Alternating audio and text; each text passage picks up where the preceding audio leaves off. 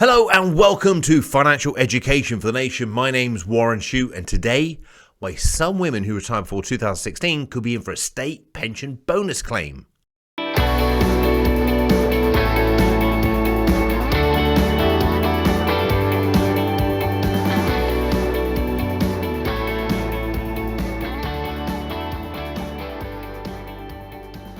Okay, what do I mean? What do I mean by that? And if you're not a woman, should you carry on listening? Sure you can, because you've got a mum or wife, sister, auntie, that might be able to help them too. Okay, so it was revealed in the budget statement that thousands of women have been underpaid their state pension for many, many years now.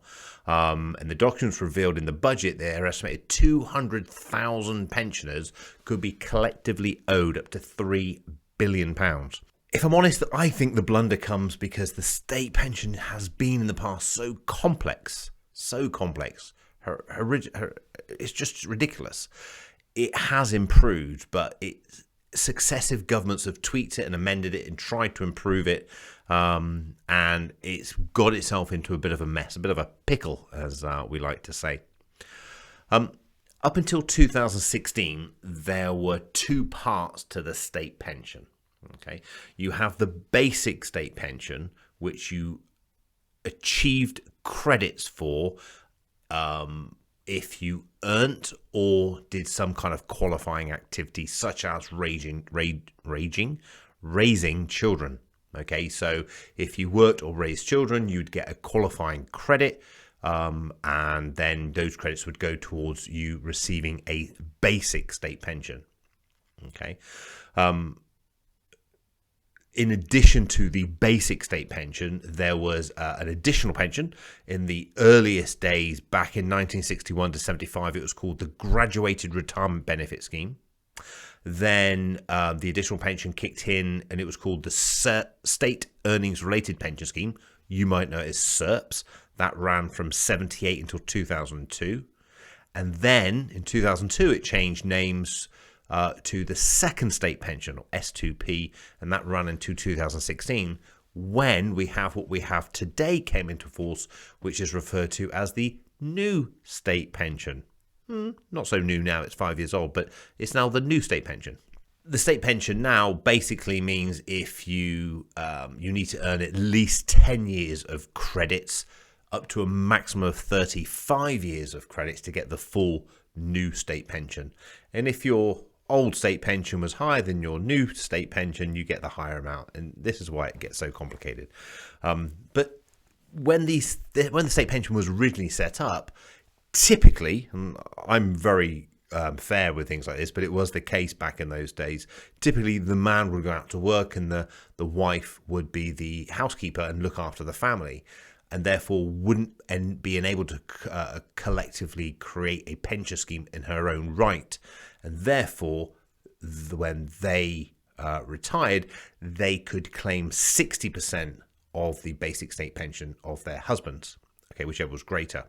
And these state pensions should have been indexed.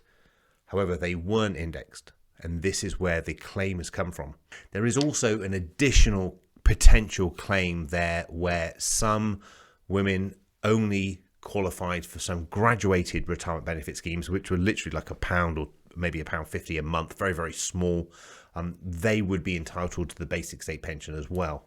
Very, very complex area. But what I would say is, if you are a female and if you retired before 2016, and if you feel that your state pension is less than you had expected, then call the DWP, the Department of Work and Pensions, and just raise this. Say, look, I've read this in the press. This is what's concerning me.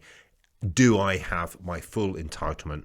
And if I'm not receiving 60% of my husband's pension, then do I have a claim? Now, technically, and this is not technically at all, but it works the other way around. So if the wife was the breadwinner and earned the money, the husband could claim 60% of the wife's state pension. So the individual, the husband or the wife still gets their full state pension in their own entirety in their own right, but the spouse, if they've got a smaller one, can get a mirror version. So they can also, in addition, receive 60% of their spouses full pension. So it's not just for women who can claim this. It's just generally the majority are going to do this. And basically it's due to indexation. In fact, they weren't indexed, so there's money to be claimed on it. And if you're in doubt, give the Department of Work and Pensions a call and see what they can do, see if they can help you out. But apparently they've got like 100 civil servants working on this. So I'm sure they'll be expecting phone calls from people because it is all in the press and everything what's going on. Let me talk about the state pension. Five things about the state pension this week. So the full new state pension is £9,339.20 a year. That's £9,000. That's, in my world, that's not a bad state pension. You get that if you've earned or had qualifying credits for at least 35 years or more.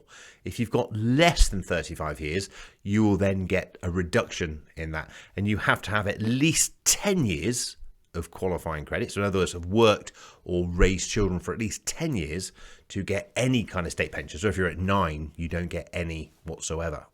Okay.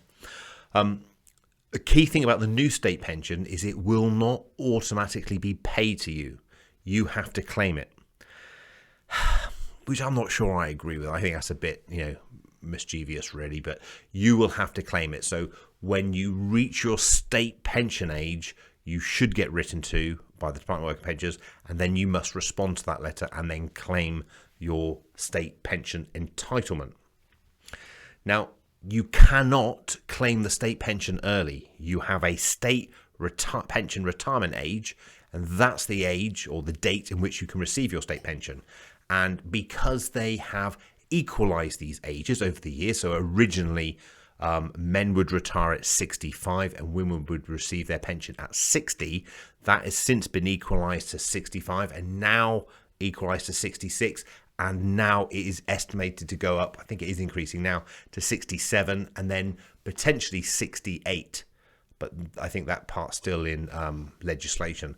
What will actually happen is in 2028, the defined contribution or the minimum pension age for your own pensions will increase from 55 to 57. And at that stage, the state pension age, it's 67, and then they start increasing after that. So, the best thing to do really to find out your age is there's a website called www.gov.uk/state-pension-age. Go on there, type in date of birth, it'll just give you your age in which you will receive your state pension. Now, if you think it's a certain age and you're not, and you think, I won't bother, just run it through. I had a client literally the other week, no, Warren, I think that date you've got in that cash flow is wrong. My age should be 67 when I get my state pension. I said, well, we do check this carefully, but let me just double check we're online, because we're obviously via Zoom now. Checks online, and it was 66. So she was actually over the moon. She actually had months until this was able to be paid. But again, I did emphasize to her that, you'll get notification and you must now claim it. It won't automatically be paid to you. The last one, the number 5 on the big 5 is like your state pension, is go online to the government gateway. It's a little bit of a palaver setting it up, but once it's set up, go online and then look at your pension, your national insurance contribution history to see if there are any gaps in there. Okay? And if there are gaps, pursue it and get those gaps credited or filled up if you can. And the reason for that is sometimes HMRC, sometimes your accountant, sometimes payroll will make an error, just an administration error, and there are gaps in it. So I've personally got some gaps in mind that I am still, just because I've been so busy, trying to rectify. Whoever's fault it was, it doesn't really matter, I guess, at the end of the day. But I potentially could be with on lower credits because of that. So I need to get that sorted. It's in hand. It's in hand. That's all for today's show. Thank you for watching. Please like the show, share the show, tell your friends and family about it. And if there's anything you want me to address, anything you want me to talk about, please feel free just to message me and I'll make sure I come back to you and hopefully include in the show as well.